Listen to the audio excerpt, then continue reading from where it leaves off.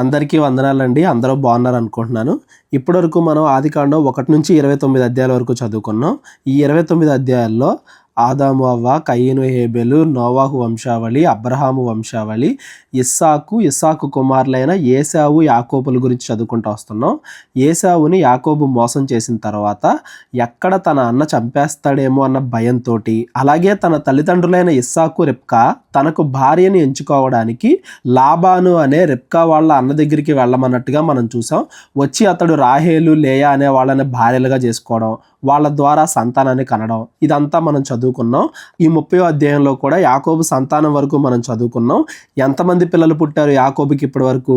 10 మంది ఏమో అబ్బాయిలు, ఒకళ్ళేమో అమ్మాయి. ఈ 11 మంది పిల్లలు కలిగిన యాకోబు గురించి ఈ 25వ వచనంలో మనం చదువుకుంటూ వెళ్దాం.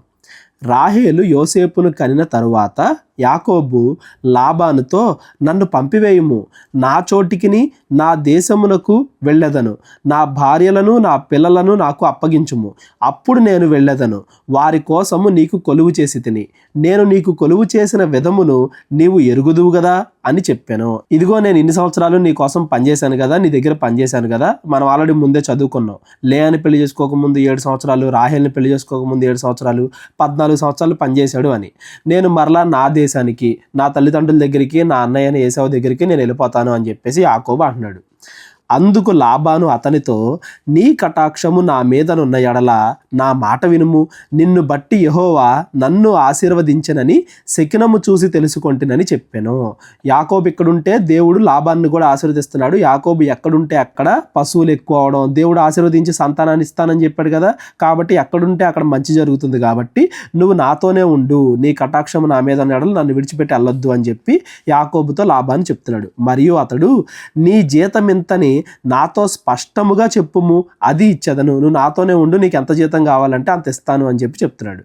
అందుకు యాకోబు అతన్ని చూచి, నేను నీకెట్లు కొలువు చేసితునో, నీ మందలు నా యొద్ద ఎట్లుండెనో అది నీకు తెలియను. నేను రాకమునుపు నీకుండినది కొంచెమే, అయితే అది బహుగా అభివృద్ధి పొందెను. నేను పాదము పెట్టిన చోటెల్లా యెహోవా నన్ను ఆశీర్వదించెను. నేను నా ఇంటి వారి కొరకు ఎప్పుడు సాంపద్యము చేసుకొందునెను. నేను ఇప్పుడు దాకా నీ దగ్గర పనిచేశాను, నీకోసమే పనిచేశాను, నా ఇంటి వారి కొరకు నేను ఎప్పుడు సంపాదించుకుంటాను అని చెప్పి అడుగుతున్నాడు. అప్పుడు అతడు, నేను నీకు ఏమి ఇయ్యవలెనని అడిగినందుకు యాకోబు, నీవు నాకు ఏమీ ఇయ్యవద్దు, నీవు నా కొరకు ఈ విధముగా చేసిన ఎడల నేను తిరిగి నీ మందను మేపి కాచెదను. నేడు నేను నీ మంద అంతటిలో నడిచి చూచి, పొడలైనను మచ్చలైనను గల ప్రతి గొర్రెను, గొర్రె పిల్లలో నల్లని ప్రతి దానిని, మేకలలో మచ్చలైనను పొడలైనను గలవాటిని వేరుపరచెదను, అట్టివి నాకు జీతమగును. ఇదిగో నీ మందలో ఇలా పొడలున్నవి, మచ్చలున్నవి తక్కువగానే ఉన్నాయి కదా, గొర్రె పిల్లల్లో కూడా నల్లనివి, అంటే ఏవైతే జనాలు తక్కువ కొంటారో, ఏవైతే తక్కువ విలువ కలిగినాయో వాటి వరకు నేను తీసుకుంటాను. ఇక మీదట నాకు రావలసిన జీతము గూర్చి నువ్వు చూడవచ్చినప్పుడు నా న్యాయ ప్రవర్తనయే నాకు సాక్ష్యమగును. మేకలలో పొడలైనను మచ్చలైనయు లేనివన్నీయు, గొర్రె పిల్లల్లో నలుపు లేనివన్నీయు నా యొద్దనున్న ఎడల నేను దొంగిలించి తిని అని నువ్వు చెప్పవచ్చును అనెను. అంటే వీళ్ళిద్దరి మధ్య ఒప్పందం ఏంటంటే, ఇదిగో నల్ల మచ్చలు, పొడలు, నల్ల గొర్రె పిల్లలు ఇవన్నీ కూడా నావి, మిగిలినవన్నీ కూడా నీయి. అవి ఎలాగో నీ యొక్క మందలో తక్కువే ఉన్నాయి కదా, అవి నేను తీసుకుంటా. ఎప్పుడైనా మీరు గుర్తుపెట్టుకోండి, ఈ గొర్రెలు మేకల్లో వాటిని కన్నవి నల్ల మచ్చలు, పొడలు ఉన్నాయి అనుకోండి, పిల్లలకు కూడా అయ్యే వస్తాయి. అవి నీట్గా ఉన్నాయి అనుకోండి, గొర్రెలు తెల్లగా ఉన్నాయి అనుకోండి, పిల్లలు కూడా తెల్లగానే ఉంటాయి. తల్లిదండ్రులని బట్టి ఆ గొర్రెలు మేకలు ఉంటాయి అనేది మీరు గుర్తుపెట్టుకోండి. నేను ఎన్ని సంవత్సరాలు నీ దగ్గర పనిచేస్తానో అన్ని సంవత్సరాల తర్వాత ఏవేవైతే నల్ల మచ్చలు కలిగి ఉంటాయో అవన్నీ కూడా నాయి, ఏవేవైతే క్లీన్గా తెల్లగా ఎక్కువ విలువ కలిగి ఉంటాయో అన్నీ కూడా నీయి. రేపొద్దున నేను నీ దగ్గర ఏది కూడా దొంగతనం చేశాను, నీ ఆటలో నాయి కలవకుండా, నా ఆటలో నీ కలవకుండా అని చెప్పి ఒక మంచి పథకం, ఇద్దరు కూడా మంచి ఒప్పందానికి వచ్చారు. లాబాను అందుకు, మంచిది, నీ మాట చొప్పుననే కానిమ్మని చెప్పాను. లాబాను కూడా దానికి ఒప్పుకున్నాడు. ఎందుకు ఒప్పుకున్నాడు? అలాంటి ఎలాగో తక్కువే ఉన్నాయి కదా, ఎన్ని సంవత్సరాలు పనిచేసినా యాకోబు తనకంటే ఎక్కువ ఆస్తిపరుడు అవ్వడు అనే ఉద్దేశంతో, అందులోనూ దేవుడు యాకోబు ఎక్కడ ఉంటే అక్కడ దీవిస్తాడు కదా, ఆ ఉద్దేశంలో మంచిది, నువ్వు చెప్పినట్టుగానే కాని అని చెప్పాడు. ఆ దినమున లాబాను చారైనను మచ్చైనను గల మేకపోతులను, పొడలైనను మచ్చలైనను గల పెంటు మేకలన్నింటినీ, కొంచెము తెలుపు గల ప్రతి దానిని, గొర్రె పిల్లలలో నల్లని వాటన్నింటినీ వేరు చేసి తన కుమారుల చేతికి అప్పగించి తనకును యాకోబునకును మధ్య 3 దినముల ప్రయాణమంత దూరము పెట్టెను. లాబాను యొక్క మిగిలిన మందను యాకోబు మేపుచుండెను. లాబాను ఏం చేశాడు, ఎట్లాగో పైన ఒప్పందం కుదిరింది, కానీ మళ్ళా ఇంకా యాకోబుకి ఎక్కువైపోతాయేమో, ఇప్పుడు ఆ నల్లని మచ్చలు ఉన్నవి కొంచెం మంచిగా ఉండే వాటితో పిల్లలు అన్నాయి అనుకో, మళ్ళీ అవి కూడా నల్లని మచ్చలు ఉండేవే పుడతాయి కదా, కాబట్టి వాటన్నిటిని కూడా తన కుమారులకు అప్పగించి లాబాను ఏం చేశాడు, వాటికి వీటికి 3 దినముల ప్రయాణం, అంటే అవి వీటి దగ్గరకు వచ్చి పిల్లల్ని కనలేనంతగా వీటికి వాటికి 3 రోజులు ప్రయాణం చేసేంత దూరం పెట్టాడు. అంటే అన్ని రకాలుగా కూడా లాబాను యాకోబు తనకంటే అత్యధికమైన ఆస్తి గలవాడుగా ఉండకుండా ఉండడానికి అన్ని రకాల జాగ్రత్తలు తీసుకున్నాడు అని దాని అర్థం. అంటే ఇక్కడ దాని ఉద్దేశం ఏంటంటే లాబాను యాకోబుతో కలిసి ఉండాలి అని కోరుకుంటున్నాడు, ఎందుకంటే యాకోబు దగ్గర ఉంటే దేవుడు ఆశీర్వదిస్తాడు కాబట్టి. అలాగని యాకోబు తనకంటే ఎక్కువ ఆస్తి గలవాడుగా కాకుండా ఉండడానికి కూడా అన్ని రకాల జాగ్రత్తలు తీసుకుంటున్నాడు. అప్పుడు యాకోబు చినారు జంగిసాలు అను చెట్ల చువ్వలను తీసుకొని ఆ చువ్వలలో తెల్లచారలు కనబడినట్లు అక్కడక్కడ వాటి తొక్కులు ఒలిచి మందలు నీళ్లు త్రాగ వచ్చినప్పుడు అవి చూలు కట్టుటకు అతడు తాను ఒలిచిన చువ్వలను మందలు త్రాగుటకు వచ్చు కాలువలోను నీళ్ల గాళ్ళలోను వాటికి ఎదురుగా పెట్టగా, అంటే దాని ఉద్దేశం ఏంటంటే కొన్ని రకాల చెట్ల యొక్క చువ్వలు అంటే అటు పైన ఆకులకు ఉండేవి, అవి ఒలిచి అంటే మచ్చలు మచ్చలుగా ఉండేటట్లుగా ఒలిచి ఎక్కడైతే ఈ గొర్రెలు మేకలన్నీ కూడా నీళ్లు తాగడానికి వెళ్తాయో వాటి దగ్గర పెట్టాడంట. అంటే అట్లా చేస్తే వాటికి పుట్టే పిల్లలు కూడా మచ్చలు, తెల్లచారులో నల్లచారులో ఇలా మచ్చలు కలిగినగా పుడతాయి అనేది అప్పుడున్న వాళ్ళ యొక్క నమ్మకం. మందలు ఆ చువ్వల ఎదుట చూలు కట్టి చారలైనను పొడలైనను మచ్చలైనను గల పిల్లలను ఈనెను. వాటి వల్ల ఏం కనలేదు, దేవుడు ఆశీర్వదిస్తున్నాడు కాబట్టి యాకోబుని. యాకోబు దగ్గర ఉండే మందలు ఇవన్నీ కూడా లాబాను వేరు చేసి పెట్టాడు కదా, కొంచెం నీట్గా ఉండేవి, అవి కూడా తిరిగి మచ్చలు పొడలు గల వాటినే పిల్లలుగా కన్నాయంట. యాకోబు ఆ గొర్రె పిల్లలను వేరు చేసి చారలు గల వాటి తట్టును లాబాను మందల్లో నల్లని వాటి తట్టును మందల ముఖములు తిప్పి తన మందలను లాబాను మందలతో నుంచక వాటిని వేరుగా ఉంచెను. ఏవేవైతే కొత్తగా పుట్టిన మచ్చలు అవన్నీ ఉంటాయో వాటిని కూడా యాకోబు వేరు చేసి వేరే వాటితో కలిపాడు. అంటే తనవి వేరు లాబాని వేరు వేరు అన్నట్టు వేరు చేస్తున్నాడు. మందలో బలమైనవి చూలు కట్టినప్పుడల్లా అవి ఆ చువ్వల ఎదుట చూలు కట్టునట్లు యాకోబు మంద కన్నుల ఎదుట కాలవలో ఆ చువ్వలు పెట్టాను. ప్రతి చోట ఎక్కడెక్కడైతే అవి పిల్లలు కంటాయో వాటన్నింటి చోట్ల ఆ చెట్ల చువ్వల్లో పెట్టాడు యాకోబు. ఆ మంద బలహీనమైనప్పుడు పెట్టలేదు. అట్లు బలహీనమైనవి లాబానుకును బలమైనవి యాకోబునకు వచ్చెను. బలమైన మేకలు గొర్రెలు పిల్లలు కనేటప్పుడేమో ఆ చెట్ల చువ్వలు పెట్టాడంట, బలహీనవి ఉన్నప్పుడేమో పెట్టలేదంట. అంటే దాని ఉద్దేశం ఏంటంటే బలహీనమైనవి లాబానుకి, బలమైనవి యాకోబుకి వచ్చేలాగా. మీరు ఇక్కడ గమనించండి, యాకోబుకి గొర్రెలు మేకల్ని పెంచడంలో ఎంత నేర్పరితనం ఉందో ఇక్కడ మనకు అర్థమవుతుంది. యాక్చువల్గా చెప్పాలి అంటే మచ్చలు ఏవీ లేనివే ఎక్కువ ఉన్నాయి కాబట్టి గొర్రెలు మేకల్లో అయ్యే ఎక్కువ సంతానాన్ని కనాలి. కానీ యాకోబు చేసిన ఈ పద్ధతుల వల్ల మచ్చలు పొడలు అన్నవి ఎక్కువైపోతున్నాయి, ఏవైతే ఎటువంటి మచ్చలు లేకుండా ఉంటాయో అవేమో బలహీనమైన వాటికి పుడుతున్నాయి, తక్కువైపోతున్నాయి. ఆ ప్రకారము ఆ మనుషుడు అత్యధికముగా అభివృద్ధి పొంది విస్తారమైన మందలు, దాసీలు, ఒంటెలు, గాడిదలు గలవాడు ఆయను. అలా అన్ని రకాలుగా యాకోబు అభివృద్ధి చెందాడు. ఇది లాభాన్ని మోసం చేయడం కదా అని మీలో కొంతమందికి డౌట్ రావచ్చు. మోసమేం కాదండి, ఎందుకంటే మనం కింద చదువుకుంటూ వెళ్ళేటప్పుడు లాబాను కూడా ఇలాంటిదే చేస్తున్నాడు అని మనకు అర్థం అవుద్ది. మనం చూసుకుంటూ వెళ్దాం, చదువుకుంటూ వెళ్దాం. ఆదికాండం 31వ అధ్యాయము. లాబాను కుమారులు మన తండ్రికి కలిగినది యావత్తును యాకోబు తీసుకొని మన తండ్రికి కలిగిన దాని వల్ల ఈ యావదాస్తి సంపాదించనని చెప్పుకొనిన మాటలు యాకోబు వినెను. ఆ లాబాను కుమారులకి ఏమర్థమైంది, వాళ్ళు ఏవైతే మందలు కాస్తున్నారో అవి ఎక్కువైపోతున్నాయి సంఖ్యకి, యాకోబు యొక్క ఆస్తి కూడా సుమారుగా లాబానుకున్నంత ఆస్తి అయిపోయింది అని చెప్పి మాట్లాడుకుంటున్నారు. మరియు అతడు లాబాను ముఖము చూచినప్పుడు అది నిన్న మొన్న ఉండినట్లు అతని ఎడల ఉండలేదు, లాబాను కూడా దాన్ని చూసి కుళ్ళుకుంటున్నాడు అనేది యాకోబు చూశాడంట. అప్పుడు యెహోవా, నీ పితరుల దేశమునకు నీ బంధువుల యొద్దకు తిరిగి వెళ్ళుము, నేను నీకు తోడై ఉండదనని యాకోబుతో చెప్పగా యాకోబు పొలములో తన మంద యొద్దకు రాహేలును లేయాను పిలువనంపి వారితో ఇట్లనెను. దేవుడు మాట్లాడాడు, మళ్ళా ఇదిగో నేను నీకు ఇచ్చే దేశానికి నువ్వు వెళ్ళిపో అని చెప్పి. ఇది యాకోబుతో చాలాసార్లు మాట్లాడాడు అని కూడా మనం చూసాం. ఇప్పుడు ఏం చేస్తున్నాడు యాకోబు, తన భార్యలిద్దరిని కూడా పిలిపించి పొలానికి వాళ్ళతో ఇలా అంటున్నాడు, మీ తండ్రి కటాక్షము నిన్న మొన్న నా మీద ఉండినట్లు ఇప్పుడు నా మీద నుండలేదని నాకు కనబడుచున్నది. అయితే నా తండ్రి యొక్క దేవుడు నాకు తోడై ఉన్నాడు. మీ తండ్రికి నా యావత్ శక్తితో కొలువు చేసి తినని మీకు తెలిసే ఉన్నది. మీ తండ్రి నన్ను మోసపుచ్చి 10 మార్లు నా జీతము మార్చెను, అయినను దేవుడు అతను నాకు హాని చెయ్యనీయలేదు. ఈ మధ్యలో ఎన్నిసార్లు మార్చాడంట? 10 సార్లు యాకోబుకి వచ్చే జీతాన్ని మార్చాడంట. అంటే ఎన్నిసార్లు లాబాను యాకోబుని అణచాలి అని చూసినా కానీ దేవుడు యాకోబుని అభివృద్ధి పరిచాడు అనేది మనకి ఇక్కడ కనబడుతుంది. ఎందుకు అనేది కూడా మనం చూసుకుంటే వెళ్దాం. అతడు పొడలు గలవి నీ జీతమగునని చెప్పిన ఎడల అప్పుడు మందలన్నయు పొడలు గల పిల్లలు ఈనెను. చారలు గలవి నీ జీతములగునని చెప్పిన ఎడల అప్పుడు మందలన్నయు చారలు గల పిల్లలను ఈనెను. అంటే ఇది మధ్యలో చాలాసార్లు మారిపోయింది. మన పైన యొక్క ఒప్పందం ఏంటి? ఏవైతే పొడలు నల్లని మచ్చలు ఉంటాయో అవి యాకోబువి, మంచివన్నీ కూడా లాబాని అని. మధ్యలో లాబాని ఏం చేశాడంట? అటుదిటు ఇటుతట్టు కూడా మార్చాడంట. అట్లా ఎన్ని ప్రయత్నాలు చేసినా కానీ దేవుడు మాత్రం నన్ను హెచ్చించుకుంటా వచ్చాడు అని చెప్తున్నాడు. అట్లు దేవుడు మీ తండ్రిని పశువులను తీసి నాకు ఇచ్చెను. మందలు చూలుకట్టు కాలమున నేను స్వప్నమందు కనులెత్తి చూడగా గొర్రెలను దాటు పొట్టేళ్లు చారలైనను పొడలైనను మచ్చలైనను గలవై ఉండెను. మరియు ఆ స్వప్నమందు దేవుని దూత యాకోబు అని నన్ను పిలవగా చిత్తము ప్రభువా అని నేను చెప్పి తిని.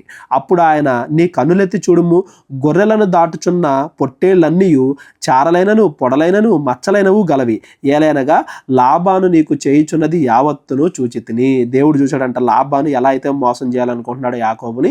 అందుకని ఆ ప్రకారంగా లాబాను ఏదైతే ఆ టైంకి జీతంగా ఇస్తాను అన్నాడో యాకోబుకి, అటువంటి దాన్ని దేవుడు హెచ్చించాడు అనేది మనకి ఇక్కడ కనబడుతుంది. ఫైనల్గా మీరు గుర్తుపెట్టుకోవాల్సింది ఏంటంటే, ఇప్పుడు తన మామ అయిన లాబానికి ఎంతైతే ఆస్తి ఉందో అంత ఎక్కువ ఆస్తి కలిగిన వాడిగా యాకోబు కూడా తయారయ్యాడు. ఎందుకంటే దేవుడు ఆశీర్వదించాడు అనేది మాత్రం మీరు ఇక్కడ గుర్తుపెట్టుకోండి.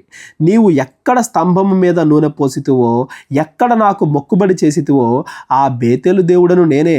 ఇప్పుడు నీవు లేచి ఈ దేశములో నుండి బయలుదేరి నువ్వు పుట్టిన దేశమునకు తిరిగి వెళ్ళుమని నాతో చెప్పాను అనేను. యాకోబు ఏశావు దగ్గర నుండి పారిపోయి వచ్చేటప్పుడు దేవుడు కనపడ్డాడు కదా, ఇదిగో దేవదూతలు ఆకాశానికంటే నన్ను నిచ్చెనకు పైకి కిందకి వెళ్తా ఉన్నాయి, దేవుడు మాట్లాడారని, నువ్వు మరలా వెళ్ళిపో నీ దేశానికి అని చెప్పి దేవుడు చెప్పాడు అని చెప్పాడు. అందుకు రాహేలును లేయాయు ఇద్దరు కూడా మాట్లాడుతున్నారు. ఏమని? ఇంకా మా తండ్రి అంట మాకు పాలు పంపులు ఎక్కడివి? అతడు మమ్మును అన్యులుగా చూడుట లేదా? అతడు మమ్మును అమ్మివేసి మాకు రావలసిన ద్రవ్యమును బొత్తిగా తినివేశాను. అంటే వాళ్ళిద్దరిని కూడా సరిగ్గా చూడట్లేదు, అన్యులుగా చూస్తున్నాడు అనేది మనకి ఇక్కడ అర్థమవుతుంది. లాబాను దేవుడు మా తండ్రి యొద్ద నుండి తీసివేసిన ధనమంతయు మాదియు మా పిల్లలనై ఉన్నది కదా, కాబట్టి దేవుడు నీతో చెప్పినట్లు ఎల్ల చేయుమని అతనికి ఉత్తరం ఇయ్యగా, ఇదిగో నువ్వు చెప్పింది కరెక్టే, లాబాను అలాగే ఉన్నాడు, మనం మీ దేశానికి వెళ్ళిపోదాం అని చెప్పి వాళ్ళిద్దరు కూడా ఒప్పుకున్నారు. యాకోబు లేచి తన కుమారులను తన భార్యలను ఒంటెల మీద ఎక్కించి కనాను దేశమునకు తన తండ్రి అయిన ఇస్సాకు వద్దకు వెళ్ళుటకు తన పశువులన్నింటినీ తాను సంపాదించిన సంపద యావత్తును పద్దనరాములో తన సంపాదించిన ఆస్తి యావత్తును తీసుకొని పోయెను. ఇంకా యాకోబు బయలుదేరిపోయాడు. తనకున్న భార్యలు పిల్లలు ఒంటెలు ఏవైతే ఆస్తుందో అదంతా కూడా తాను సంపాదించింది, లాబాను తీసుకోకుండా తాను సంపాదించిన యావత్తును తీసుకుని బయలుదేరాడు. ఎక్కడికి? ఏశావు ఇస్సాకు ఉన్న తనకు వాగ్దానం చేయబడిన దేశానికి. లాబాను తన గొర్రెల బొచ్చు కత్తిరించుటకు వెళ్ళి ఉండగా రాహేలు తన తండ్రి ఇంటనున్న గృహదేవతలను దొంగిలించెను. అప్పటిదాకా వాళ్ళ ఇంట్లో ఉండే దేవతల యొక్క విగ్రహాలు దొంగిలించింది. ఇది తప్పు అనేది మాత్రం మీరు గుర్తుపెట్టుకోండి. యాకోబు తాను పారిపోవుచున్నాడని సిరియావాడైన లాబానుకు తెలియజేయకపోవట వలన అతన్ని మోసపుచ్చిన వాడు ఆయను. ఇది మనకి దేవుడు చెబుతున్న మాట అండి. చెప్పకుండా వెళ్ళిపోతున్నాడు కాబట్టి అది ఒక రకంగా లాబాన్ని మోసం చేయడమే అని చెప్పి ఇక్కడ చెప్తున్నాడు మనకి. ఎందుకు మరి యాకోబు అలా చేస్తున్నాడు అంటే, ఆల్రెడీ లాబాను ఇప్పుడు ఇలా ఉన్నాడు కదా, మళ్ళీ ఇది చెబితే వెళ్ళనీయుడు, మధ్యలో ఏదో ఒక అడ్డు పెడతాడు అన్న ఉద్దేశంతో యాకోబు చెప్పకుండా వెళ్ళిపోతున్నాడు. అట్లా చెప్పకుండా వెళ్ళిపోవడం వల్ల మోసపుచ్చాడు. మోసపుచ్చడం వల్ల ఏమవుతుంది? లాబాను ఏం చేస్తున్నాడు? అతడు తనకు కలిగినదంతయు తీసుకొని పారిపోయెను. అతడు లేచి నది దాటి గిలాదు కొండ తట్టు అభిముఖుడై వెళ్ళాను. అంటే లాబానికి దూరంగా ఆపోజిట్లో వెళ్ళిపోతున్నాడు అనేది దాని అర్థం. దేవుడు చెప్పలా లాబానుకు చెప్పకుండా వెళ్ళమని, దేవుడు వెళ్ళమన్నాడు. కానీ లాబానుతో ఉండే గొడవ వల్ల యాకోబే లాబానుకు చెప్పకుండా వెళ్ళిపోతున్నాడు. యాకోబు పారిపోయానని 3వ దినమున లాబానుకు తెలుపబడెను. అతడు తన బంధువులను వెంటబెట్టుకొని 7 దినముల ప్రయాణమంత దూరము అతన్ని తరుముకొని పోయి గిలాదు కొండ మీద అతన్ని కలుసుకొనెను. మొత్తానికి వీళ్ళిద్దరూ ఒక చోట కలుసుకున్నారు. ఆ రాత్రి స్వప్నమందు దేవుడు సిరియావాడైన లాబాను వద్దకు వచ్చి, నీవు యాకోబుతో మంచిగాని చెడ్డగాని పలుకకు, జాగ్రత్త సుమి అని అతనితో చెప్పాను. ఈ లాబాను యాకోబుని ఏమి చేయకుండా దేవుడే లాబాను యొక్క కలలో ప్రత్యక్షమే, మీరిద్దరూ మంచిగా ఉండండి, అంతేగాని ఒకరినొకరు ఏం చేసుకోకండి అని చెప్పాడంట. లాబాను యాకోబును కలుసుకొనెను. యాకోబు తన గుడారము ఆ కొండ మీద వేసుకొని ఉండెను. లాబానును తన బంధువులతో కూడా గిలాదు కొండ మీద గుడారము వేసుకొని ఉండెను. ఇద్దరు కూడా ఆ కొండ మీద గుడారాలు ఏర్పాటు చేసుకుని ఉన్నారు. అప్పుడు ఏమంటున్నాడు చూడండి, అప్పుడు లాబాను యాకోబుతో, నీవు ఏమి చేసితివి? నన్ను మోసపుచ్చి కత్తితో చెరపట్టబడిన వారి వలె నా కుమార్తెలను తీసుకొని పోవనేలా? నీవు నాకు చెప్పక రహస్యముగా పారిపోయి నన్ను మోసపుచ్చితివేలా? సంభ్రమముతోనూ పాటలతోనూ మద్దెలతోనూ సితారతోనూ నిన్ను సాగనంపుదునే. అయితే నీవు నా కుమారులను నా కుమార్తెలను నన్ను ముద్దు పెట్టుకొననీయక పిచ్చి పట్టి ఇట్లు చేసితివి. మీకు హాని చేయుటకు నా చేతనవును. అయితే పోయిన రాత్రి మీ తండ్రి యొక్క దేవుడు, నీవు యాకోబుతో మంచిగాని చెడ్డగాని పలుకకు, జాగ్రత్త సుమి అని నాతో చెప్పెను అనెను. నీ తండ్రి ఇంటి మీద బహువాంఛ గలవాడివై వెళ్ళగోరిన ఎడల వెళ్ళుము, నా దేవతలను ఏల దొంగలించితివి అనగా, ఇప్పుడు దాకా చెప్పినని నిజాలే, కానీ నా దేవతలను ఎందుకు దొంగిలించావు అనేది మాత్రం యాకోబుకి తెలియదు. దీనికి ఆశ్చర్యపడిపోయి ఉంటాడు యాకోబు, నీవు బలవంతముగా నా యొద్ద నుండి నీ కుమార్తెలను తీసుకొందువేమో అనుకొని భయపడి తిని. ఎవరి యొద్ద నీ దేవతలు కనబడునో వారు బ్రతకకూడదు. నీవు నా యొద్దనున్న వాటిని మన బంధువుల ఎదుట వెతికి నీ దానిని తీసుకొనమని లాబానుతో చెప్పాను. ఇదిగో నువ్వు వెతుకు మొత్తం అంతా కూడా. ఆ విగ్రహం ఎవరి దగ్గర అయితే ఉంటుందో వాళ్ళు అసలు బ్రతకూడదో తెలియదు కదా యాకోబుకి, రాహేలే తీసుకుందని. వాళ్ళు అసలు బ్రతకూడదు, నువ్వు తీసేసుకో అని చెప్పేసి మళ్ళీ లాబానుకో రిటర్న్ చెప్పాడు. ఎందుకు మరి చెప్పకుండా వచ్చేసావు అంటే, నువ్వు అలాగే చేస్తున్నావు, 10 సార్లు నా జీతం మార్చావు, బలవంతంగా నా యొద్ద నుండి నా భార్యలను మళ్ళీ తీసేసుకుంటావేమో అన్న ఉద్దేశంతో నీకు చెప్పకుండా వచ్చేసాము అని ఆన్సర్ కూడా చెప్పాడు. రాహేలు వాటిని దొంగిలించినని యాకోబుకు తెలియలేదు. లాబాను యాకోబు గుడారములోనికి లేయా గుడారములోనికి ఇద్దరు దాసీల గుడారంలోనికి వెళ్ళాను కానీ అతనికి ఏమీ దొరకలేదు. తరువాత అతడు లేయా గుడారములో నుండి బయలుదేరి రాహేలు గుడారములోనికి వెళ్ళెను. రాహేలు ఆ విగ్రహములను తీసుకొని వంట సామాగ్రిలో పెట్టి వాటి మీద కూర్చుండెను. గుడారంలో పెట్టకుండా అవి ఎక్కడ పెట్టిందంట? తన ఒంటి మీద పెట్టుకుందంట. కాగా లాబాను ఆ గుడారం అంతయు తడవి చూచినప్పటికీ అవి దొరకలేదు. ఆమె తన తండ్రితో, తమ ఎదుట నేను లేవలేనందున తాను కోపడకూడదు, నేను కడగానున్నానని చెప్పాను. అతడు ఎంత వెతికినను ఆ విగ్రహములు దొరకలేదు. కడగానున్నాను అంటే మేబీ తానేమన్నా ఆ టైంకి నెలసరి పీరియడ్ అంటారు కదా, ఆ టైంలో ఉందేమో, అందుకే నేను లేగలేకపోయాను అని చెప్తుంది. ఎందుకు? ఒంటి మీద కూర్చుంది కదా, ఇప్పుడు ఒంటి దగ్గర కూడా ఎతికాడంటే దొరికేస్తాయి ఆ విగ్రహాలు, కాబట్టి అలా చెప్తుంది. అందువల్ల ఆ విగ్రహాలు దొరకలేదు. అప్పుడు యాకోబు కోపపడి, యాకోబుకు తెలియదు కదా నిజంగానే దొంగిలించారని, నేను ఏం చెప్పినా కానీ నా మీద ఇట్లాంటి నింద మోపి మళ్ళీ నన్ను ఆపడానికి ఈ విధంగా ట్రై చేస్తున్నాడా అని యాకోబు అనుకుని కోపపడి లాబానుతో వాదించి అతనితో, నీవిట్లు మండిపడి నన్ను తరుమునేలా? నేను చేసిన ద్రోహమేమి పాపమేమి? నీవు నా సమస్త సామాగ్రిని తడిచి చూచిన తరువాత నీ ఇంట వస్తువులలో ఏది దొరికెను? నా వారి ఎదుటను నీ వారి ఎదుటను అది ఇట్లు తెచ్చిపెట్టుము, వారు మన ఉభయుల మధ్య తీర్పు తీర్చుదురు. ఈ 20 ఏండ్లు నేను నీ యొద్ద ఉంటిని. 20 ఏండ్లు అంటే 14 ఏళ్ళేమో రాహేలు లేయా పెళ్ళిళ్ళ కోసం, ఇంకొక 6 సంవత్సరాలేమో ఇప్పుడు వీళ్ళిద్దరి మధ్య ఇదిగో గొర్రెల కోసం, ఈ గొర్రెల్ని ఆ గొర్రెలను ఈ జీతం అని చెప్పి పనిచేశాడు కదా, అట్లా మొత్తం 20 ఏళ్ళు పనిచేశాడంట. అంటే యాకోబు ఏశావు నుండి దూరమై ఇప్పటికి ఎన్ని సంవత్సరాలు? 20 సంవత్సరాలు. నీ గొర్రెలను నీ మేకలను ఈచుకొని పోలేదు, నేనేం నీ గొర్రెలు నీ మేకలు తీసుకోవట్లేదు, నీ మంద పొట్టేళ్లను నేను తినలేదు, దుష్ట మృగముల చేత చీల్చబడిన దానిని నీ యొద్దకు తేక ఆ నష్టము నేనే పెట్టుకుంటుని. ఏవైనా సింహాలు పుల్ల లాంటి మేకలు గొర్రెలను తినేసినా నేను వాటిని నీ దగ్గర తీసుకురాకుండా నా మందల్లో ఉన్న వాటిని నీ మందల్లో కలిపాను. ఈ మనసేనండి దేవుడికి ఇష్టమైందేమో యాకోబులో. పగటి యందు దొంగిలింపబడిన దానినేమి, రాత్రి యందు దొంగిలింపబడిన దానినేమి నా యొద్ద పుచ్చుకొంటివి. ఏదైనా దొంగతనం చేసినా నేను నాయే నీకు ఇచ్చాను కదా. నేను ఇలాగుంటిని, పగటి ఎండకు రాత్రి మంచుకును నేను క్షీణించిపోతిని, నిద్ర నా కన్నులకు దూరమాయను. ఇది వరకు నీ ఇంటిలో 20 ఏండ్లు ఉంటిని. నీ 2 కుమార్తెల నిమిత్తము 14 ఏండ్లు, నీ మంద నిమిత్తము 6 ఏండ్లు నీకు కొలువు చేసి తిని.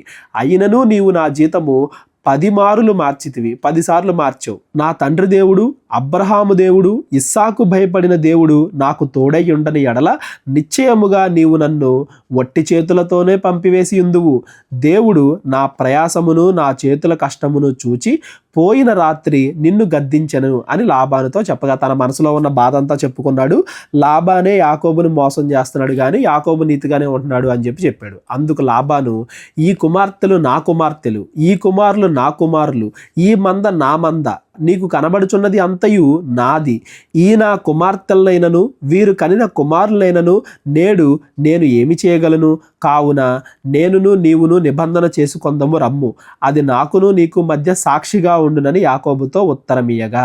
ఒక సంధి చేసుకుంటున్నారు, మన ఇద్దరం బంధువులమే కదా, ఒక రకంగా వీళ్ళు నా మనవాళ్లే కదా, సర్లే మన ఇద్దరం ఒక సంధి చేసుకుందాం, ఒక శాంతి ఒప్పందానికి వద్దామని వాళ్ళిద్దరు అనుకున్నారు. యాకోబు ఒక రాయి తీసుకొని దాన్ని స్తంభముగా నిలవబెట్టెను, మరియు యాకోబు రాళ్ళు కూర్చుడని తన బంధువులతో చెప్పాను. వారు రాళ్ళు కూర్చి కుప్ప వేసిరి, అక్కడ వారు ఆ కుప్ప ఎదుట భోజనము చేసిరి. లాబాను దానికి యగర్ షాహదూత అని పేరు పెట్టెను, అయితే యాకోబు దానికి గలేదు అని పేరు పెట్టెను. గలేదు అన్న యగర్ షాహదూత అన్న రెండు ఒకటే మీనింగ్ అండి. ఇస్సాకు దగ్గర కూడా మనం చూసాం కదా, వీళ్ళు ఒక ఒప్పందం చేసుకున్నారు అంటానికి సూచనగా అక్కడ భోజనం చేశారు.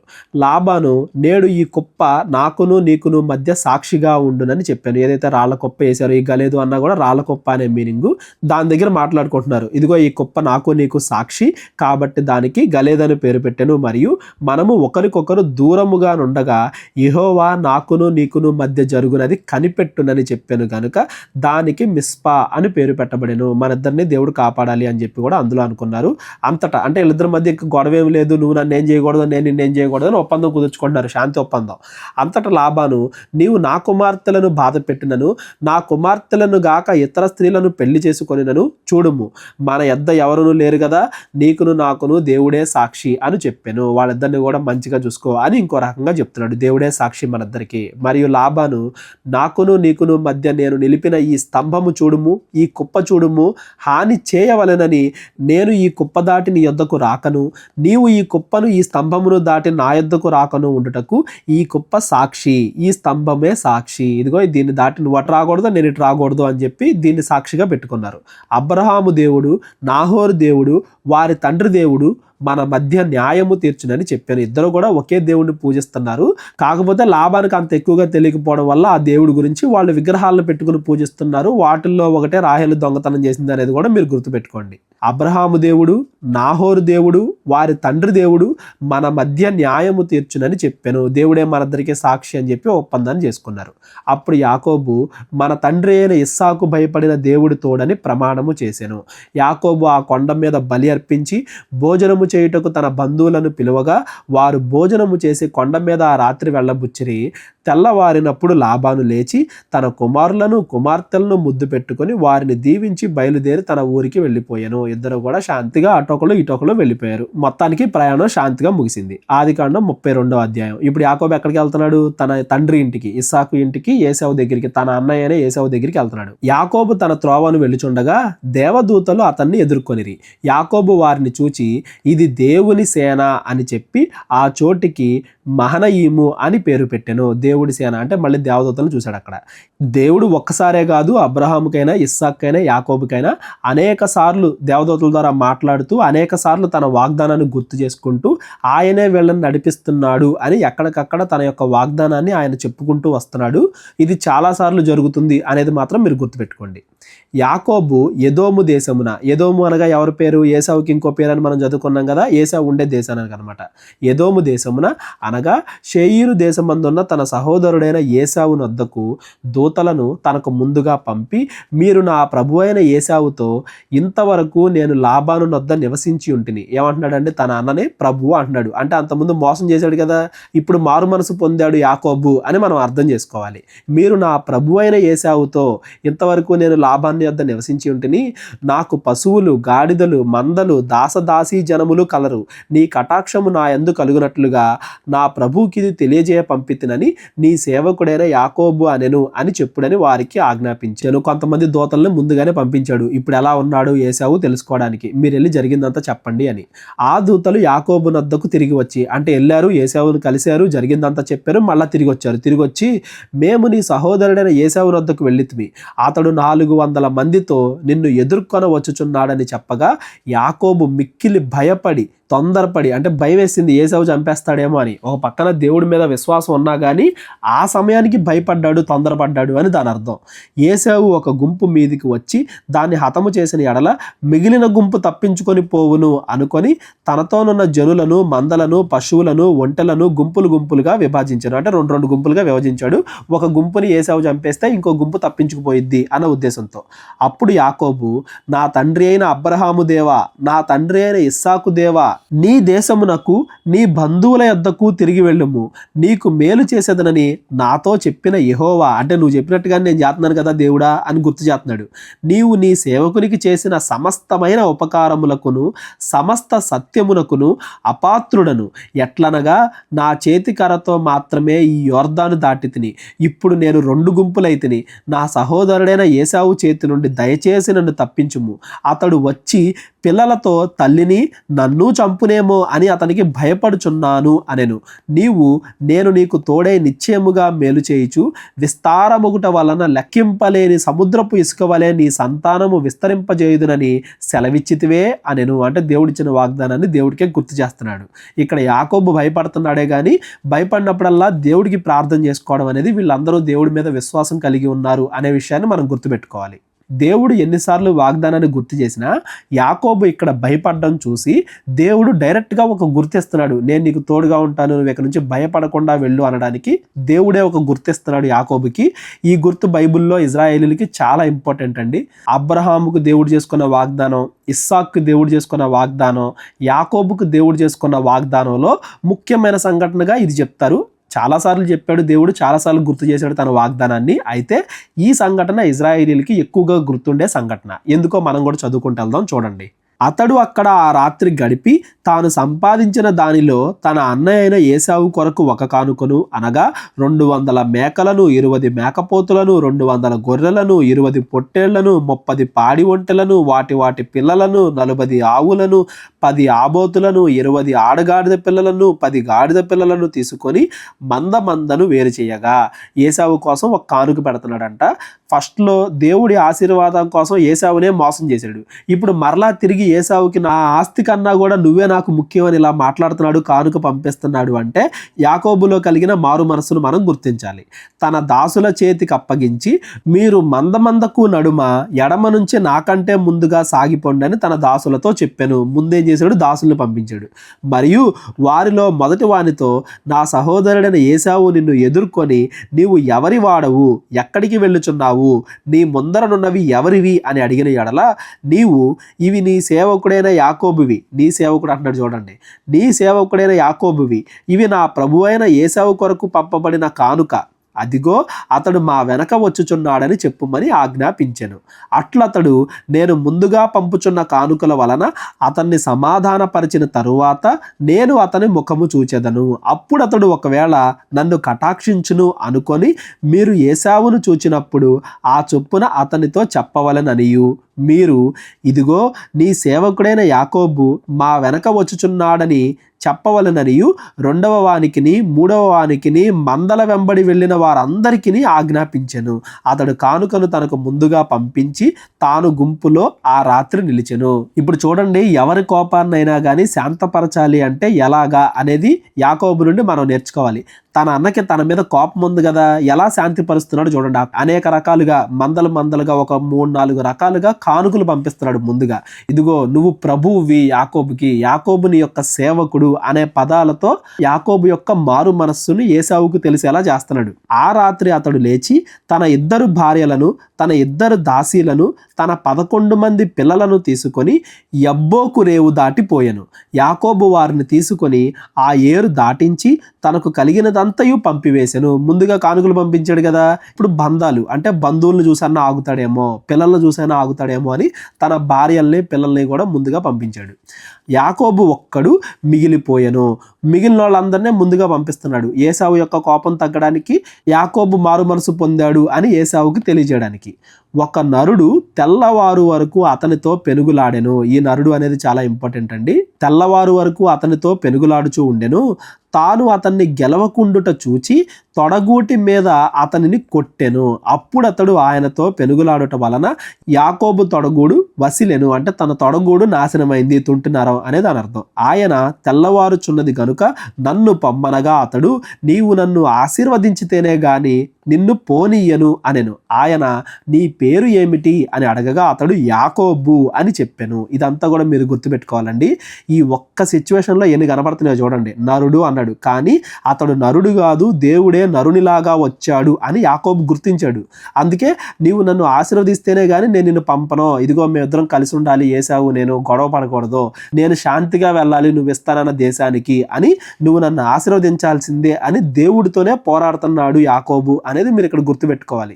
మరి దేవుడు గెలవలేకపోవడం ఏంటి యాకోబు మీద అనగానే, మీకు దేవుడు నరుడిగా మానవుల్లాగా కనిపించే ఆకారంలో అబ్రహాము దగ్గరికి వచ్చినప్పుడు ఎలా మాట్లాడాడో మీకు గుర్తు రావాలి. తాను ప్రేమించిన వారితో దేవుడు ఎలా ఉంటాడు, ఎంత సాన్నిహిత్యంతో ఉంటాడు అనేది మనకి ఇక్కడ గుర్తు రావాలి. వాళ్ళిద్దరి మధ్య ఉన్న బంధం, దేవుడు ఎంతగా తను తాను తగ్గించుకొని వీళ్ళ మధ్య తన వాగ్దానాన్ని స్థిరపరుస్తున్నాడు అనేది కూడా ఇక్కడ మనం జ్ఞాపకం చేసుకోవాలి. మొత్తానికి యాకోబు తాను నరుడిగా వచ్చిన ఆ దేవుడు అంటే ఆ దేవుని దూతతో పోరాడాడు. నువ్వు నన్ను ఆశీర్వదించాల్సిందే అని ఆయన పట్టుబట్టాడు. అప్పుడు ఆయన, నీవు దేవునితోనూ మనుష్యులతోనూ పోరాడి గెలిచితివి గనుక ఇక మీదట నీ పేరు ఇజ్రాయేలే కానీ యాకోబు అనబడదని చెప్పాను. యాకోబుకి దేవుడు ఇక్కడ ఏమని పేరు పెట్టాడు? ఇజ్రాయేలు. అబ్రాము పేరుని అబ్రహాముగా మార్చాడు, శారాయి పేరుని శారాగా మార్చాడు, యాకోబు అనే పేరుని ఇజ్రాయేలు అని మార్చాడు దేవుడు. ఈ యాకోబు యొక్క సంతానమే తర్వాత ఇజ్రాయేలీలుగా పిలువబడిద్ది. ఆ పేరు ఇజ్రాయేలీలు అనే పేరు ఎక్కడి నుండి వచ్చిందంటే దేవుడు యాకోబుకి ఇజ్రాయేలు అని పేరు మార్చడం వల్ల అనేది మీరు గుర్తుపెట్టుకోండి. దేవుడితోనూ నరుడితోనూ పోరాడి గెలిచితివి. మనకి తర్వాత హోషేయకి వెళ్ళిన తర్వాత ఇక్కడ యాకోబు పోట్లాడింది దేవదూతతోనే అనేది మనకు అక్కడ తెలిసిద్ది. మొత్తానికి మీరు బైబిల్ మొత్తంలో గుర్తుపెట్టుకోండి, దేవుడు ఎక్కడ నరులతో మాట్లాడుతున్నా, అబ్రహాం అవ్వచ్చు, ఇస్సాక్ అవ్వచ్చు, మోషే అవ్వచ్చు, ఎక్కడైనా అవ్వచ్చు, తన దూతల ద్వారా మాట్లాడుతున్నాడు అనేది గుర్తుపెట్టుకోండి. డైరెక్ట్గా దేవుడే మాట్లాడట్లేదు, తన దూతల ద్వారా మాట్లాడుతున్నాడు అనేది మీరు గుర్తుపెట్టుకోండి. ఆ దూతలే మనుషులుగా వచ్చి దేవుడు మాట్లాడినట్టుగా మాట్లాడుతున్నాయి. ఉదాహరణకి నేను మీతో డైరెక్ట్గా మాట్లాడుతున్నాను, నేను మాట్లాడుతున్నానా లేకపోతే మీ ఫోన్ మీతో మాట్లాడుతుందా? ఫోన్ మధ్యలో సబ్ టైటిల్ వేసి ఇదిగో పలానా బ్రదర్ మాట్లాడుతున్నాడు అని చెప్పదు. నేను ఏదైతే మాట్లాడుతున్నానో యాజ్ ఇట్ ఈస్గా మధ్యలో ఒక బాకాలాగా, ఒక సౌండ్ బాక్స్, ఒక స్పీకర్ లాగా నేను మాట్లాడింది మీ దగ్గరికి ఈ ఫోనో ల్యాప్టాపో చేరవేసిద్ది. సేమ్ అలాగే దేవుడు మాట్లాడిన మాటల్ని ఈ దూతలు మనుషుల దగ్గరికి చేరవేస్తున్నాయి అనేది మీరు గుర్తుపెట్టుకోండి. మనుషుల్లాగా వచ్చి యాకోబుతో పోరాడారు, మనుషుల్లాగా వచ్చి అబ్రహాము దగ్గర లోతు దగ్గర భోజనం చేశారు అన్న కానీ మీరు గుర్తుపెట్టుకోవాల్సిన విషయం ఏంటంటే, దేవుడు చెప్పింది యాజ్ ఇట్ ఈస్గా దేవుని దూతలు చేస్తున్నాయి అనేది మాత్రం మీరు గుర్తుపెట్టుకోండి. ఎవరికైనా వీటి గురించి బైబిల్లో ఎటువంటి డౌట్లు ఉన్నా కానీ నాకు కాల్ చేయండి, డిస్క్రిప్షన్లో నా నెంబర్ ఉంటుంది. తండ్రి అయిన దేవుడు ఎప్పుడూ కూడా ఎవరితోనూ ఏ నరుడితోనూ మాట్లాడలేదు. మొదట్లో దేవదూతల ద్వారా ప్రవక్తల ద్వారా అలా మాట్లాడిన దేవుడు అంత్యకాలం మందు యేసుక్రీస్తు అని తన కుమారుని ద్వారా మాట్లాడాడు. యేసుక్రీస్తే తండ్రిని బయలుపరిచాడు కానీ దేవుడు డైరెక్ట్గా ఎవరితోనూ మాట్లాడలేదు, ఎవరు ఆయన చూడలేదు అనేది మీరు గుర్తుపెట్టుకోండి. దూతల ద్వారానే ఆయన ప్రతిదీ చేశాడు అనేది కూడా మీరు గుర్తుపెట్టుకోండి. దీని గురించి ఎవరికైనా డౌట్లు ఉంటే నాకు కాల్ చేయండి. దాని గురించి ఎక్స్ప్లెయిన్ చేసిన ఇంకొక వీడియో ఉంది, అదేనా నేను మీకు పంపిస్తాను, లేదా ఫోన్లో అయినా ఎక్స్ప్లెయిన్ చేస్తాను. ఈ అధ్యాయం మనం చదువుకుంటూ వెళ్దాం. అప్పుడు యాకోబు, నీ పేరు దయచేసి తెలుపుమనెను. ఇక్కడ మీరు ఇంకో విషయం గమనించాలండి. స్టార్టింగ్లో యాకోబు ఏం చేశాడు? ఇస్సాకు నీ పేరేంటి అనగానే నా పేరు ఏసావు అని మోసం చేశాడు. ఇక్కడ దేవుడు కూడా నీ పేరేంటి అనగానే యాకోబు అని చెప్తున్నాడు, అంటే నిజం చెప్తున్నాడు. ఇది యాకోబులో కలిగిన మారు మనసును సూచిస్తుంది. ఇప్పుడు యాకోబు పూర్తిగా మారు మనసు పొందాడు కాబట్టి దేవుడు ఈ సిచ్యువేషన్ని మనకి ఎంతగా ఎక్స్ప్లెయిన్ చేస్తున్నాడు అనేది కూడా మీరు గుర్తుపెట్టుకోండి. తాను మారాడా లేదా ఇంకా అబద్ధాలు ఆడుతున్నాడా అని మరలా ఇంకోసారి మనందరికీ తెలియజేయడానికి కూడా దేవుడు ఇదిగో నీ పేరేంటి అని అడిగినట్లుగా మనకు కనబడుతుంది. అంతకుముందు ఏసావు అని అబద్ధం చెప్పాడు, ఇప్పుడు యాకోబు అని నిజం చెప్తున్నాడు. అందుకు ఆయన నీ పేరేంటి అనగానే, నీవు ఎందు నిమిత్తము నా పేరు అడిగితివి అని చెప్పి అక్కడ అతన్ని ఆశీర్వదించెను. దేవుడికి పేరంటూ ఏముంటుందండి? ఆయన ఉన్నవాడు అంతే. దేవుడు అంటే ఒకే ఒక్కడు, ఆయన ఉన్నవాడు అంతే. ఉన్నవాడు అనేది ఆయన పేరు. ఆయనకు ఆది లేదు, అంతం లేదు. ఆల్ఫా ఆయనే, ఒమేగా కూడా ఆయనే. అప్పుడు యాకోబు, నేను ముఖాముఖిగా దేవుణ్ణి చూచితిని, అయినను నా ప్రాణము దక్కినది అని ఆ స్థలమునకు పెనూయేలు అని పేరు పెట్టాను. దేవుడు నన్ను చంపడానికి రాలేదు, నన్ను ఆశీర్వదించడానికి వచ్చాడు, అందుకే నా ప్రాణం దక్కింది అనే ఉద్దేశంతో దానికి పెనూయేలు అని పేరు పెట్టాడు. అప్పుడు పెనూయేలు నుండి సాగిపోయినప్పుడు సూర్యోదయమాయను. అప్పుడు అతడు తొడకుంటుచూ నడిచెను. ఎందుకు? దేవుడిచ్చిన గుర్తది. ఇదిగో నువ్వు మారు మనసు పొందావు, ఇక నుంచి నీ పేరు ఇజ్రాయేలు అంటానికి దేవుడిచ్చిన గుర్తు. ఆ తొంటి నరం అనేది ఎరగడం అనేది, కుంటుతూ నడవడం అనేది. అందుచేత ఆయన యాకోబు తొడగూటి మీద తొంటి నరము కొట్టినందున నేటి వరకు ఇజ్రాయేలీలు తొడగూటి మీదనున్న తొంటి నరము తినరు. చెప్పాను కదా, ఇజ్రాయేలీలకి అన్నీ కూడా సూచనలే అని. దేవుడు ప్రతి దాన్ని కూడా సూచనగా ఇస్తున్నాడు ఇజ్రాయేలీలకి. ఎందుకంటే వాళ్ళు అంతకు ముందు దేవుడితో ఏం చేశాడు, దేవుడు వాళ్ళ మధ్య నిబంధనని ఎలా కాపాడాడు అనేది ఎప్పటికీ గుర్తుపెట్టుకోవడానికి ఈ ఆదికాండం మొత్తం మోషే ఇజ్రాయేలీలకి వాగ్దాన దేశంలో ప్రవేశించడానికి ముందుగా రాస్తున్నాడు అనేది మీరు గుర్తుపెట్టుకోండి. వాగ్దాన దేశంలో వాళ్ళు ఏ విషయాలైతే గుర్తుపెట్టుకోవాలో, మనుషులు ఎన్ని తప్పులు చేసినా, యాకోబు తప్పులు చేశాడు, ఇస్సాకు తప్పులు చేశాడు, అబ్రహాము తప్పులు చేశాడు, రాహేలు, లేయా వీళ్ళందరూ తప్పులు చేశారు. మనుషులు ఎన్ని తప్పులు చేసినా దేవుడు మాత్రం వీళ్ళని కాపాడుకుంటా వాగ్దానాన్ని స్థిరపరచుకుంటూ వస్తున్నాడు అనేది ఇజ్రాయేలీలు వాగ్దాన దేశంలో ఎప్పటికీ గుర్తుపెట్టుకోవాలనే ఉద్దేశంతో మోషే ఇవన్నీ కూడా రాస్తున్నాడు అనేది మనం గుర్తుపెట్టుకోవాలి. ఈ ఆదికాండం 33వ అధ్యాయం కూడా చదువుకొని 34వ అధ్యాయం నుండి రేపొద్దున మనం చదువుకుందాం. ఎందుకంటే ఇప్పుడు దాకా ఏశావు కోపం ఎలా చల్లార్చాలా అని యాకోబు ప్రయత్నించాడు కదా, అది ఫలించిందా లేదా, యాకోబు ఏశావు ఇద్దరు కలిశారా లేదా అనేది మనం చూద్దాం. ఆ తర్వాత నుండి రేపొద్దున మనం చదువుకుందాం. యాకోబు కన్నులెత్తి చూచినప్పుడు ఏశావును అతనితో కూడా 400 మంది మనుష్యులను వచ్చుచుండిరి. అప్పుడు అతడు తన పిల్లలను లేయా రాహేలులకును 2 దాసీలకును పంచి అప్పగించెను. ఒక్కొక్కరి దగ్గర కొంతమంది పిల్లలు పెట్టి అతడు ముందర దాసీలను, వారి వెనక పిల్లలను, వారి వెనక లేయాను ఆమె పిల్లలను, ఆ వెనక రాహేలును యోసేపును ఉంచి తాను వారి ముందర వెళ్ళుచు తన సహోదరుని సమీపించు వరకు 7 మార్లు నేలను సాగిలపడెను. ఇదంతా కూడా యాకోబు ఎంతగా మారాడు అనేది మనకు తెలియజేయడానికి, ఏశావు కోపాన్ని చల్లార్చడానికి ఎంత ప్రయత్నిస్తున్నాడు అనేది మనకు తెలియడానికి. ఎవరి కోపాన్నైనా చల్లార్చాలి అంటే ఇక్కడ యాకోబు ఫాలో అయిందని మనం చేస్తే సరిపోద్దండి. అప్పుడు ఏశావు అతన్ని ఎదుర్కొన పరుగెత్తి అతనిని కౌగలించుకొని అతని మెడ మీద పడి ముద్దు పెట్టుకొనెను. వారిద్దరూ కూడా కన్నీరు విడిచిరి. మెడ మీద పడి ముద్దు పెట్టుకున్నాడు, వారిద్దరూ కన్నీరు విడిచారు. అంటే ఎంతగా కరిగిపోయాడు ఏశావు యాకోబు ప్రేమ చూపించిన విధానానికి అనేది మనం ఇక్కడ గుర్తుపెట్టుకోవాలి. ముందుగానే పశువులు అవన్నీ రాగానే కొంత చల్లారి ఉంటుంది, తర్వాత పిల్లల్ని భార్యని వీళ్ళందరినీ చూడగానే ఇంకా తగ్గిపోయి ఉంటుంది పూర్తిగా. ఆ పిల్లలందరూ కూడా కోలాహలంగా పిలవడం, ఆ పిల్లలందరూ కూడా అన్ని విషయాలు చెప్పడం, వాళ్ళని ఎత్తుకోవడం, ఆ దాసులు ప్రభువు అంటాం, ఆ సేవకులందరూ కూడా యాకోబుని సేవకుడు అంటాం. ఇదేదో యాకోబు పూర్తిగా తాను చేసిన తప్పుకి పశ్చాత్తాపడుతున్నాడు, ఏశావు యొక్క కోపాన్ని తగ్గించడానికి ఇవన్నీ ప్రయత్నిస్తున్నాడు అనే మనసుకి ఏశావు కరిగిపోయి అతను చంపేద్దాం అనుకున్నాడు కాస్త పరిగెత్తుకుంటా వచ్చి కౌగిలించుకొని మెడ మీద పడి ముద్దు పెట్టుకొనెను. అట్లు వారిద్దరూ కన్నీరు విడిచిరి. అంటే అన్నదమ్ములిద్దరూ కూడా కలిసిపోయారు. ఏశావు కన్నులెత్తి ఆ స్త్రీలను పిల్లలను చూచి వీరు నీకు ఏమి కావాలను అని అడిగినందుకు అతడు వీరు దేవుడు నీ సేవకునికి దయచేసిన పిల్లలే అని చెప్పెను. అప్పుడు ఆ దాసీలను వారి పిల్లలను దగ్గరకు వచ్చి సాగిలపడిరి, లేయాయు ఆమె పిల్లలను దగ్గరకు వచ్చి సాగిలపడిరి. ఆ తరువాత యోసేపును రాహేలు దగ్గరకు వచ్చి సాగిలపడిరి. ఇలా అన్ని రకాలుగా యాకోబు చూపించిన విధానానికి ఏశావు కరిగిపోయాడు, ఇద్దరు కూడా కలిసిపోయారు. ఏశావు నాకు ఎదురుగా వచ్చిన ఆ గుంపంతయు ఎందుకు అని అడగగా అతడు నా ప్రభువు కటాక్షము నా మీద వచ్చుటకే అని చెప్పాను. అప్పుడు ఏశావు సహోదరుడా నాకు కావలసినంత ఉన్నది, నీది నీవే ఉంచుకొనమని చెప్పాను. అంటే దేవుడు కేవలం యాకోబును కాదు ఏశావును కూడా ఆశీర్వదించాడు అనేది మనం గుర్తుపెట్టుకోవాలి.